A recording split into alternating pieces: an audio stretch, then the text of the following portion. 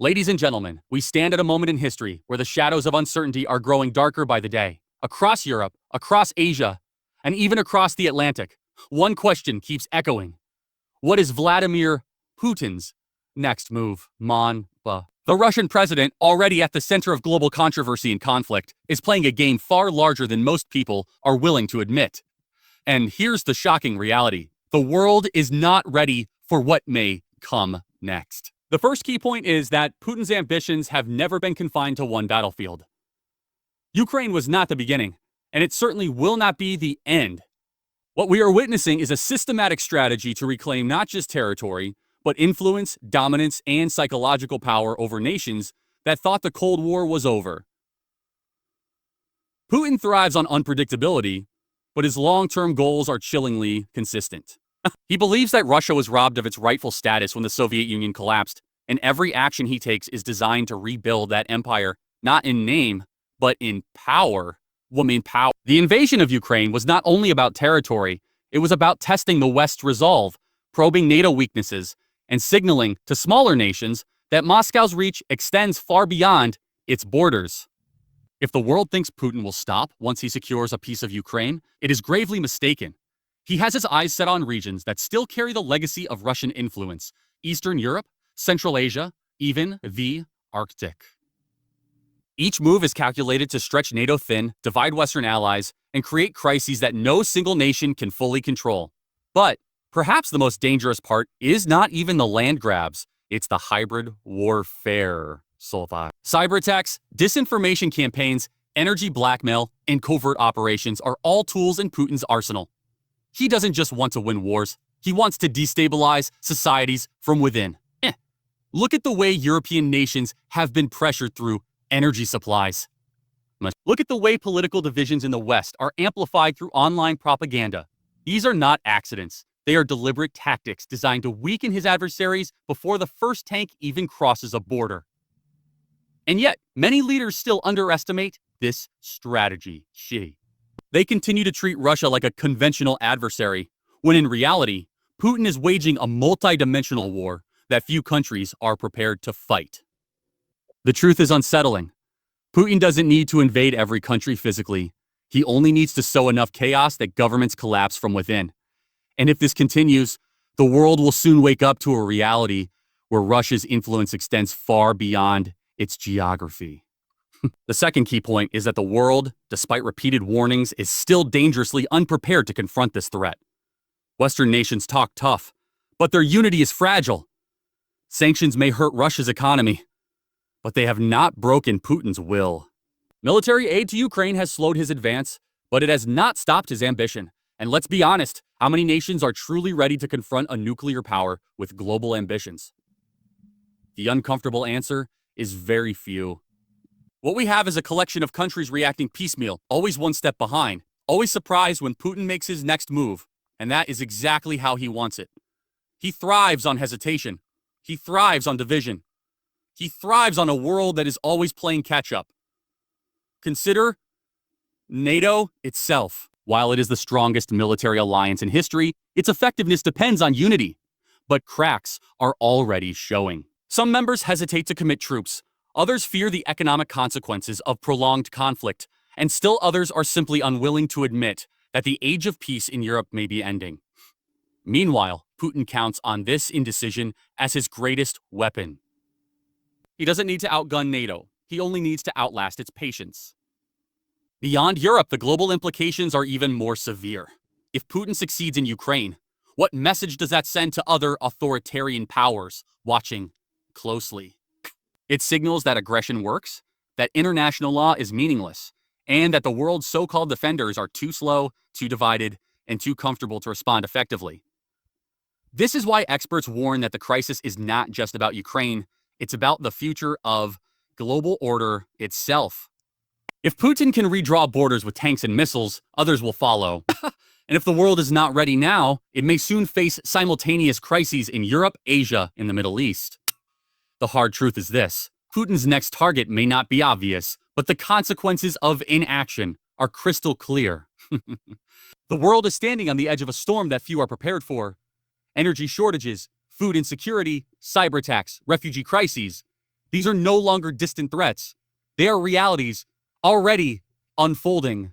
Yet leaders continue to debate, to hesitate, to hope that somehow diplomacy alone will tame a man who thrives on confrontation. Ladies and gentlemen, history has taught us that ignoring danger only makes it grow. Putin is not waiting for the world to be ready. He is moving while the world sleeps. See, the question is not if he will strike again, but when and where. And when that day comes, the world must ask itself, will we still be scrambling to catch up, or will we finally be ready to face the storm? When we talk about Vladimir Putin, it's easy for many to assume his ambitions are restricted to Ukraine, that this war is merely about reclaiming lost Soviet territory, or about a single conflict over borders. But the reality is far more alarming, and far more dangerous. Putin's ambitions have never been confined to one battlefield. What we are seeing today is part of a much larger plan, a systematic strategy to rebuild Russian dominance, not through traditional empire building in name, but through influence, disruption, and power projection that stretches across continents. To truly understand the scale of his ambitions, we have to recognize that Ukraine was not the beginning, and it will not be the end. It was a test case, a probe into the West's defenses, a way to measure how far he could go before provoking a serious and unified response. And what has become clear is that Putin is playing a long game that the rest of the world seems dangerously slow to understand.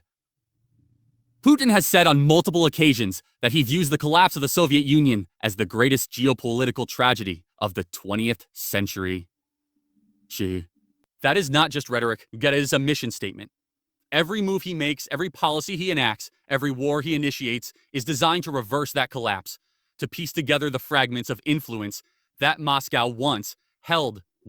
Ukraine is just one piece of the puzzle, but the greater ambition is about building a sphere of control that challenges NATO, divides Europe, and signals to the world that Russia is still a superpower capable of dictating terms. It is not about nostalgia for the past. It is about constructing a new order in which Moscow can dominate its neighbors and hold the world hostage through fear, coercion, and chaos. This is why we must understand that Putin's strategy goes far beyond tanks and soldiers. He has mastered the art of hybrid warfare, an approach that blends military might with cyberattacks, disinformation, political interference, and economic blackmail. His battlefield is not just in the trenches of eastern Ukraine. It is in the social media feeds of Western citizens, in the energy grids that supply Europe, in the political campaigns of democratic nations, and in the global markets that feed and fuel the world. He knows that he doesn't have to physically invade every country to weaken them. All he needs to do is destabilize them from within, erode their confidence, and divide their people until governments are too fractured to respond. Take Europe's energy crisis as an example.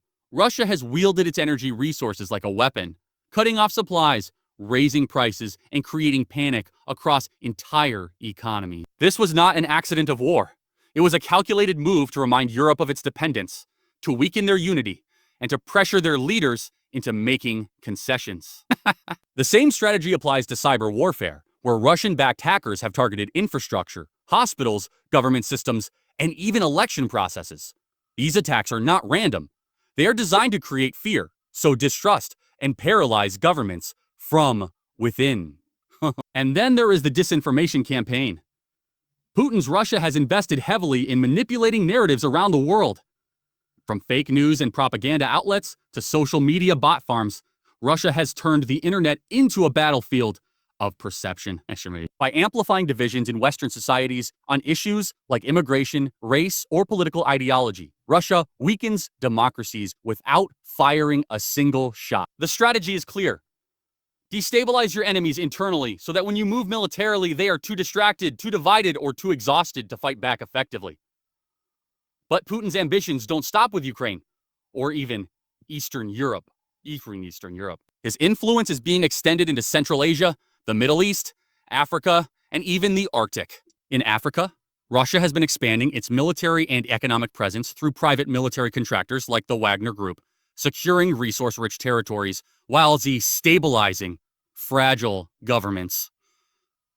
In the Arctic, Russia is aggressively militarizing and positioning itself to dominate new shipping routes and untapped energy reserves as climate change opens the polar regions. These moves are not isolated. They are part of a grand strategy to extend Russian power into key global theaters where the West is either weak or distracted. What makes Putin particularly dangerous is his patience. He doesn't need to achieve all of this in one bold stroke. He is willing to play the long game, to advance slowly, to strike when his adversaries least expect it, and to retreat when necessary, only to return stronger later. This kind of strategic patience is something the West, with its short political cycles and easily distracted leadership, struggles to counter. While democracies debate and delay, Putin moves with singular focus. He doesn't need to win every battle. He just needs to ensure that over time, Russia's influence grows while the West's willpower erodes. This is why dismissing Putin as just another dictator hungry for land is a dangerous mistake. He is not only a military strategist, but also a psychological one. His goal is to create an environment where nations fear confrontation, where leaders second-guess themselves, and where the global order slowly bends to accommodate his demands. He has shown again and again that he is willing to use every tool available, energy, technology, money, and even food supplies, to destabilize his opponents. Ukraine may be today's front line, but tomorrow it could be the Baltics, it could be Moldova, it could be Georgia, or it could be a cyber attack that takes down an entire country's power grid. The terrifying truth is that Putin's ambitions are not limited by geography. He's not just fighting a regional war. He is waging a global campaign of influence and disruption. And while his tanks may be bogged down in battles, his strategies are already succeeding in ways many do not see. He has divided Western publics, he has created economic turmoil, and he has reminded the world that Russia cannot be ignored. The world cannot afford to misunderstand this. Putin's ambitions are global, they are long-term, and they are far more sophisticated than most care to admit. To think of him as confined to Ukraine is not just naive, it is dangerously misleading. He is playing chess while much of the world is still playing checkers, and unless the world wakes up to this reality, the consequences will be catastrophic.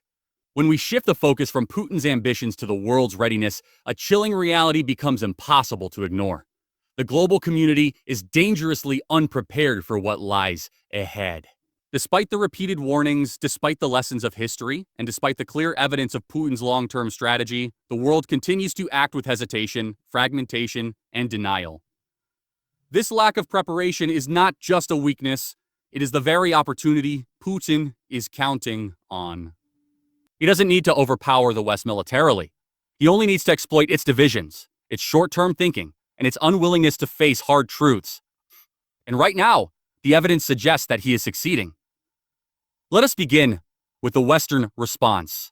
Sanctions were meant to cripple Russia's economy, and in many ways they have inflicted damage, reducing growth, limiting access to global markets, and straining industries. But sanctions have not broken Putin's will, nor have they stopped his war machine. Russia has adapted, redirected its trade, deepened its partnerships with China, Iran, and other states willing to defy the West, and continued to fund its military campaigns. Sanctions alone were never going to deter a leader like Putin because he is willing to sacrifice economic comfort for geopolitical dominance. Yet the West still clings to the hope that economic pressure will bring him to his knees. That is wishful thinking, not strategy. Then there is military support. The flow of weapons and aid to Ukraine has certainly slowed Russia's advances, but it has not stopped them. And more importantly, the delivery of that aid has been plagued by delays, debates, and political infighting, hiding. Each time Ukraine has pleaded for advanced weapons, Western governments have hesitated, arguing over the risk of escalation, over costs, over logistics. And during that hesitation, countless lives are lost, and Putin gains time to regroup and recalibrate. This is a pattern we see again and again. The West reacts slowly, always one step behind, while Putin seizes the initiative. That gap between rhetoric and action is the space where Putin thrives. Even NATO, the strongest military alliance in history, faces cracks in its armor. Its strength lies in unity, in the promise that an attack on one is an attack on all. But unity cannot be taken for granted. Within NATO, some members are unwilling to commit resources, others fear provoking Russia, and still others are consumed by domestic political turmoil. So fun. When Putin looks at NATO, he does not see an unbreakable wall. He sees a coalition that he can pressure, divide, and exhaust over time. He knows that democracies have short attention spans, that public opinion shifts with the winds of economics and media narratives. All he needs to do is wait until one nation wavers, until one ally hesitates, and the strength of NATO begins to unravel from within. Beyond NATO, the larger international community is no better prepared. Many nations in Asia, Africa, and Latin America view the conflict in Ukraine as distant, irrelevant to their own struggles. Some even see opportunities to strengthen ties with Russia, to gain access to energy or weapons, or to position themselves outside of Western influence. This lack of global consensus plays directly into Putin's hands. The less isolated he becomes, the more room he has to maneuver, and the less effective Western measures will be. The world is divided, distracted, and in many cases unwilling to confront the magnitude of the threat. The most unsettling truth is that the West still underestimates the psychological dimension of this conflict. Leaders continue to hope for diplomacy, for negotiations, for an off-ramp that will allow Putin to step back gracefully. But what if Putin does not want an off-ramp? What if his goal is not compromise, but dominance? In that case, the constant search for peaceful resolutions is not just ineffective. It is dangerous because it creates hesitation at the very moment when resolve is needed. Putin exploits this optimism, this belief that surely he will not go further, that surely he will stop at some point. And that belief is what allows him to keep advancing while his adversaries keep waiting. If Putin succeeds in Ukraine, the consequences will not stop there. It will send a message to other authoritarian powers around the world. That aggression works, that borders can be redrawn by force, that international law is a toothless concept. This is not just about Russia and Ukraine. It is about the very foundation of the global order. If one dictator can change borders with tanks and missiles, others will follow. China will take note, Iran will take note, North Korea will take note. The domino effect of inaction could create a world where aggression becomes the norm, where instability spreads across multiple regions simultaneously. Imagine a scenario where Europe is consumed by conflict, Asia faces its own crises, and the Middle East spirals further into chaos, all while Western powers struggle to keep up. That is the nightmare we are drifting toward if the world remains unprepared. And the costs are not only geopolitical. Already we see the ripple effects in energy shortages, food insecurity, and global inflation. The war in Ukraine has disrupted grain supplies to Africa and the Middle East, creating hunger and unrest. Energy shortages have strained households and industries across Europe. Cyberattacks have already targeted hospitals, power grids, and government systems in multiple countries. These are not abstract risks. They are real consequences, already unfolding. And yet, the global response remains slow, fragmented, and reactive. This is why the phrase, "oh, the world isn't ready," is not just a warning, it is a statement of fact. Leaders are still treating Putin as a conventional adversary, when in reality, he is waging a war on multiple fronts: military, economic, digital, psychological. The preparation required to confront such a threat must be comprehensive, coordinated, and unwavering. But what we see instead is hesitation, fear of escalation, and above all, division. And it is in that division that Putin finds his greatest strength.